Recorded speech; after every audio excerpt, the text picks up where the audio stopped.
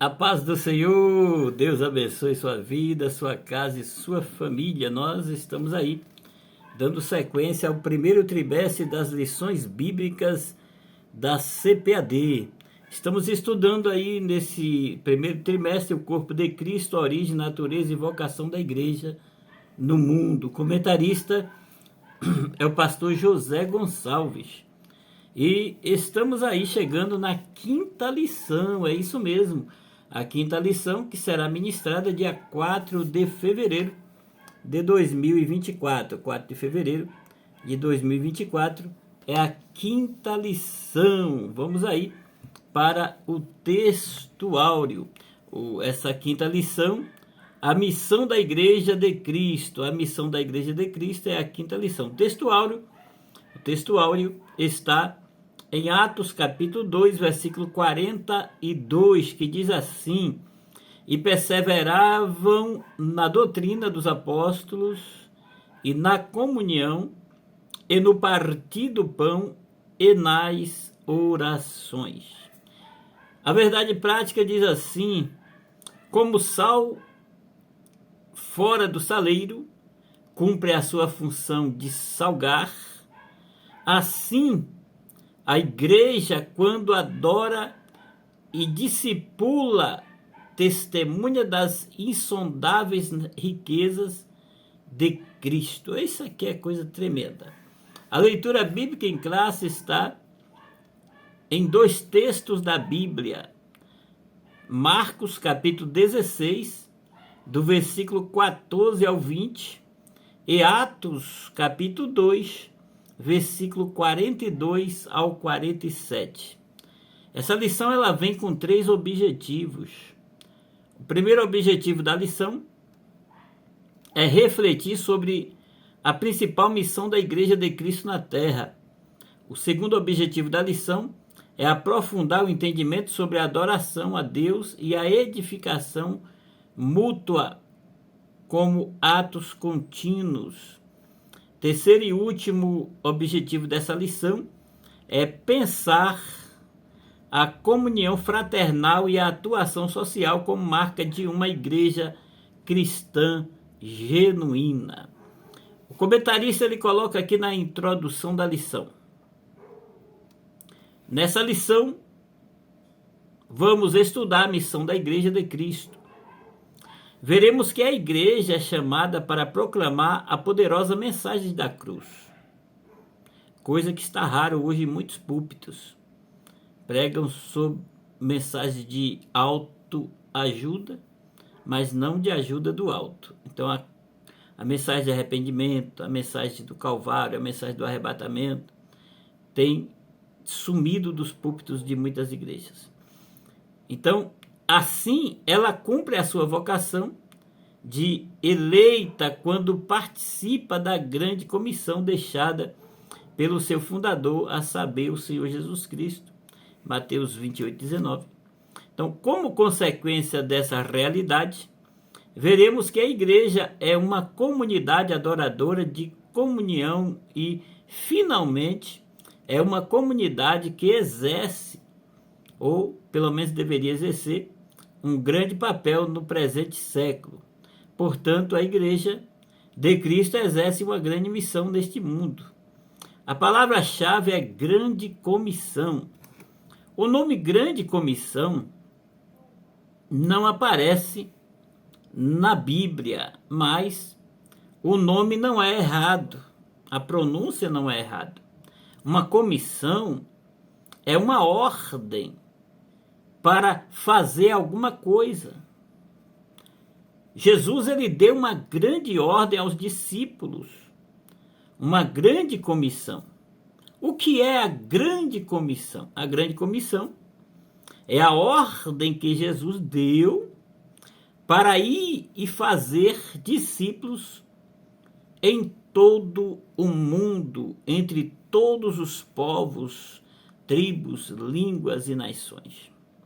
Jesus, ele deu essa ordem aos apóstolos quando ressuscitou. A grande comissão é uma ordem para todos os cristãos. A passagem conhecida como a grande comissão é Mateus capítulo 28, do versículo 18 ao 20. Depois que Jesus ressuscitou, Jesus apareceu aos 11 apóstolos e os enviou para pregar o evangelho ao mundo todo, fazendo mais discípulos até o fim dos tempos. Existem algumas indagações. Será que eu e você, nós temos feito discípulos? Será que eu, você, nós temos buscado os perdidos? Será que eu, você, nós temos sido um ministro da reconciliação? Será que eu e você, nós, temos gerado filhos espirituais? Será que eu e você, será que nós temos ganhado pessoas para Cristo? Uma alma vale mais do que o mundo inteiro. Como posso obedecer à grande comissão? Há uma indagação. Isso é uma pergunta. Como posso obedecer à grande comissão? Primeiro, falando sobre Jesus. Falando sobre Jesus. Com todas as pessoas à sua volta que não conhecem Jesus, partilhando o seu testemunho, explicando sobre a salvação, lendo Romanos 10, 17, estudando a Bíblia. Ser discípulo é ser estudante da palavra de Deus. Você pode partilhar o que você aprende da Bíblia com outros crentes, ajudando todos a crescer. Segundo Timóteo 3, 16, 17, dá uma conferida. Ajudando na igreja. A igreja é um lugar onde os crentes aprendem a ser discípulos. E há sempre muito trabalho para fazer. Dá uma lida em Hebreus 10, 24 e 25. Todos os 4 evangelhos, os evangelhos biográficos, deram ênfase à grande comissão. Lucas repete a grande comissão no livro de Atos. As últimas palavras de uma pessoa são as mais importantes e urgentes. E a grande comissão foram as últimas palavras de Jesus. Os campos já estão brancos para a ceifa. O tempo é chegado. A hora é agora. Vamos aí para o primeiro ponto dessa lição: pregação e instrução. O primeiro tópico fala da proclamação, proclamando as boas novas. A igreja, ela foi fundada por Cristo, Mateus 16, 18, como uma instituição para abençoar o mundo inteiro. Essa missão é exercida por meio da pregação do Evangelho. O apóstolo Paulo, ele disse em 1 Coríntios 1, 21, aprove a Deus salvar os crentes pela loucura da pregação. O Senhor Jesus, após ressuscitado, comissionou os discípulos a pregarem o Evangelho em Marcos 16, versículo 14 ao 20. Referindo-se a essa missão, Marcos usa o verbo grego kerusso, traduzido como pregar, proclamar. O sentido é de um arauto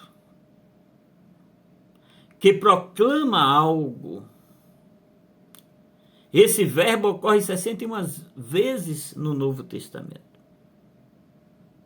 É o termo usado para mostrar João, o Batista, pregando no deserto da Judéia, em Mateus 3:1, e também mostra Jesus Cristo quando começou a pregar, em Mateus 4:17. Pregar o Evangelho, as boas novas, falar de Jesus. Porque Jesus é o único mediador entre Deus e os homens. É Jesus que salva, que cura, que batiza com o Espírito Santo, que leva para os céus. O segundo tópico do primeiro ponto, o objetivo da pregação. Então, qual que é o objetivo da pregação? Fazer discípulos de todas as nações. Esse é o objetivo. A palavra nações é etnias, onde houver um povo com sua língua, com a sua cultura, com a sua raça, com a sua etnia, ali o evangelho deve chegar. Onde há uma vida, ali há um campo missionário. Ali Deus comprou com seu sangue. Deus comprou com o sangue de Cristo aqueles que devem ser chamados e discipulados. Toda a humanidade foi comprada, lavada, redimida pelo sangue. Só que eles precisam reconhecer o sacrifício vicário de Jesus na cruz. Então o coração de Deus pulsa pelo mundo todo. Deus disse a Abraão: em ti serão benditas todas as famílias da terra. Em Apocalipse 5:9, diz que Deus comprou com seu sangue, com o sangue do seu próprio Filho, os que procedem de todas as tribos, línguas, povos e nações. A leitura errada de Atos, capítulo 1, versículo 8, não é primeiro aqui, depois lá, mas tanto quanto, ou seja, concomitantemente, em todos os lugares, a todos os momentos, a todos os instantes, existem pessoas que necessitam ser alcançados pelo poder do Evangelho. Jesus, ele não mandou fazer fãs. Quem precisa de fãs são os artistas. Tem muitos pregadores atrás de fãs, pastores, cantores, fazendo fãs e não discípulos. Jesus não mandou fazer fãs. Quem precisa de fãs são os artistas. Jesus, ele não mandou fazer admiradores, atores e jogadores de futebol que buscam admiradores. O servo, a serva de Deus, não. Jesus, ele não mandou você ficar famoso, se exaltar. Jesus, ele não mandou apenas evangelizar e ganhar almas, abandonando os bebês espirituais. Não, senhores. Ele quer que você cuide desses discípulos. Jesus não mandou apenas recrutar crentes e encher as igrejas de pessoas. Ele quer convertidos e maduros. Um discípulo é um seguidor. Isso implica em fazer do reino de Deus o seu tesouro, renunciar tudo por amor a Jesus. Isso significa guardar as palavras de Jesus. Hoje nós temos muita adesão e pouca conversão. Temos grande ajuntamento e pouco quebrantamento. Temos igrejas cheias de pessoas vazias de Deus e vazias de pessoas cheias de Deus. Temos igrejas, multidões que buscam as bênçãos, mas não o Deus da bênção. São religiosos, mas não são discípulos de Jesus. É muito sério isso. O terceiro tópico, discipulando os convertidos. As implicações da grande comissão em Mateus 28:19. Portanto, ide, fazei discípulos de todas as nações, batizando-a em nome do Pai, do Filho e do Espírito Santo. Envolve a integração dos novos convertidos. A igreja é importante. Não existe crente isolado, fora do corpo. Não existe ovelha fora do rebanho. A igreja foi instituída pelo Senhor e os novos crentes devem ser integrados à igreja pelo batismo. Envolve ensino aos novos convertidos. Há 3 coisas a destacar. Ensinar o que Jesus mandou. Não se trata de ensinar axiologia, modismo, tradições humanas, legalismo. Paulo diz que devemos anunciar todo o desígnio de Deus. Ensinar todas as coisas, não apenas as mais agradáveis, Devemos ensinar toda a verdade, toda a palavra, dar não apenas o leite, mas também o alimento sólido.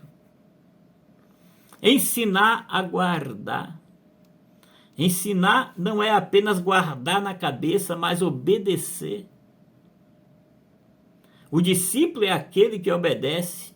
Hoje as pessoas querem conhecer, mas não querem obedecer. Vós sois meus discípulos se fizerdes o que eu vos mando, disse o Senhor.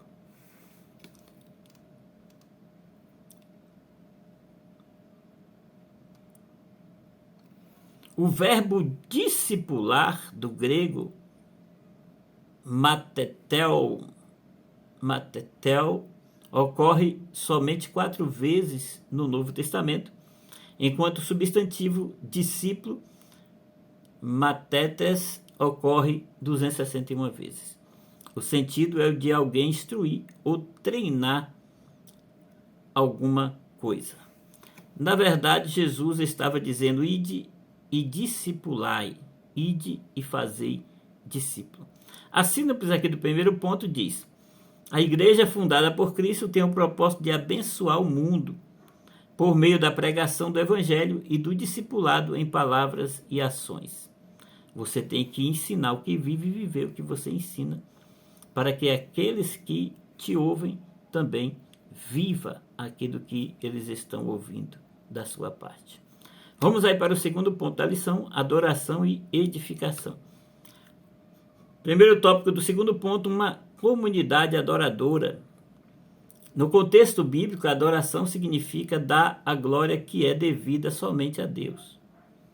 É tirar a atenção de nós mesmos para centrarmos unicamente no Senhor. A adoração tem a ver com o nosso serviço a Deus. Não é algo que se faz apenas no momento do culto público ou privativamente. A adoração tem a ver com a nossa maneira de ser e agir e viver. É viver a vida para Deus. Esse é o sentido do termo grego latreia, traduzido como adorar.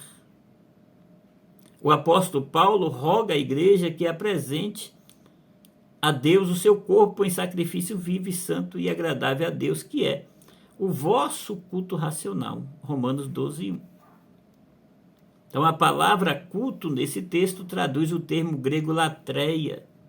O sentido é o de um serviço prestado a Deus de forma consciente e integral e viver totalmente para o Senhor. O segundo tópico do segundo ponto: uma comunidade edificadora. A igreja é uma comunidade edificadora. A igreja é uma comunidade proclamadora, adoradora e edificadora. A palavra grega oikodome, traduzida como edificar, é usada no seu sentido literal de construir um edifício e metaforicamente no sentido de crescimento espiritual. Então, no primeiro sentido, é usada essa palavra por Jesus em referência à casa edificada sobre a rocha, lá em Mateus 7:24, um texto bem conhecido. E no segundo sentido, em Efésios 4:12. Nessa última referência de Efésios 4:12, Paulo ele diz que Deus pôs na igreja os apóstolos, os profetas, os evangelistas, os pastores e mestres para a edificação do corpo de Cristo. Este, por exemplo, é o objetivo dos dons espirituais, trazer edificação à igreja, em 1 Coríntios 14:3. Assim, quem fala em línguas em público, sem interpretação, edifica a si mesmo. 1 Coríntios 14:4. Contudo, não edifica a igreja que não entende o que foi dito. 1 Coríntios 14:5. Dessa forma, o apóstolo Paulo exorta os crentes a buscar edificar uns aos outros. 1 Tessalonicenses 5:11. A síntese do segundo ponto diz: a genuína adoração e edificação mútua é fruto de uma vida de devoção e serviço a Deus em contínuo crescimento. Vamos aí finalizar a lição, terceiro e último ponto da lição: comunhão e socialização. A fé na esfera fraternal é o primeiro tópico do terceiro ponto. Um dos pilares da igreja primitiva estava na comunhão. Atos 2:42 vai comprovar isso aí. Então a palavra grega koinonia, traduzida aqui como comunhão, ocorre 19 vezes no Novo Testamento e o seu sentido é literalmente de parceria, participação e comunhão espiritual. Se somos cristãos e andamos na luz do Evangelho, devemos viver em comunhão com os outros. É o que está em 1 João 1,7. Onde não há comunhão entre os irmãos, também não há igreja solidamente edificada. Essa igreja que não há comunhão não é igreja, porque Deus não trabalha em divisão. Deus, ele não divide, ele multiplica. Então não há, portanto, igreja onde os seus membros vivem isolados e não mantêm comunhão com os outros. O segundo tópico do terceiro ponto fala da unidade e fraternidade. A igreja do Novo Testamento se expressa por meio da unidade e da fraternidade entre seus membros. 1 João 1,3. Jesus, ele orou pela união fraternal de seus discípulos na sua oração sacerdotal, em João 17:21. Um dos grandes males da igreja odierna está justamente na quebra da comunhão cristã, o que tem provocado grande fragmentação no corpo de Cristo. Uns querendo ser maiores que os outros, são competições. Quem prega mais, quem prega menos, quem canta mais, quem canta menos, quem é melhor, quem é pior. Então nós devemos, portanto, nos esforçar por manter a comunhão cristã em nossas igrejas locais. Hebreus 13:16. E o terceiro tópico do terceiro ponto, a fé na esfera social. A fé cristã também precisa ser expressa na esfera pública. A fé tem o seu lado social também. Se por um lado o substantivo grego koinonia significa comunhão, por outro lado, o verbo grego koinoneo possui também o sentido de ajudar, contributiva e partilhar. É usado por Paulo com esse sentido em Romanos 12:13. O sentido nesse texto é o de socorrer os mais pobres em suas necessidades. Ou seja, é você ajudar aquele que tem necessidade da sua ajuda, se você pode ajudar, ou ser ajudado por alguém que possa te ajudar. Então o apóstolo Paulo, ele elogiou a igreja de Filipos, os filipenses, por serem conscientes da dimensão social do evangelho, em Filipenses 4:15. Não se trata apenas de manter a fome de matar a fome dos pobres, deixando-os vazios de Deus, não. É o exercício da fé cristã na sua integridade. É trazer o alimento espiritual e também o físico. Então a igreja, portanto, não pode exercer a sua fé de maneira bíblica esquecendo dos mais carentes ou mais pobres. Jesus, ele ressalta esse fato em Mateus 25, versículo 35 e 36. Que modelo de igreja somos quando poucos têm muito e muitos têm tão pouco? Isso é uma indagação muito importante. Que modelo de igreja somos quando poucos têm muito e muitos têm tão pouco? O apóstolo exorta a igreja para atentar para esse fato em Tiago 2, 15 e 16. A síntese aqui do terceiro ponto fala: o amor manifesto em ações é evidenciado na comunhão entre os irmãos e contribuição social da igreja como expressão de fé na esfera pública. Vamos concluir essa lição. Vimos que a igreja de Cristo tem uma grande missão aqui na terra. Ela foi chamada para ser sal e luz. Como sal, ela salga o mundo com a mensagem da cruz em sua sociedade, que está corrompida pelo engano do pecado. Como luz, a igreja resplandecerá nas densas trevas que cobre o mundo sem Deus. Ao mostrar Jesus Cristo ao mundo perdido, produz discípulos e transformá-los em adoradores do Senhor nosso Deus. A mostrar Jesus, a luz resplandece nas trevas. Deus abençoe.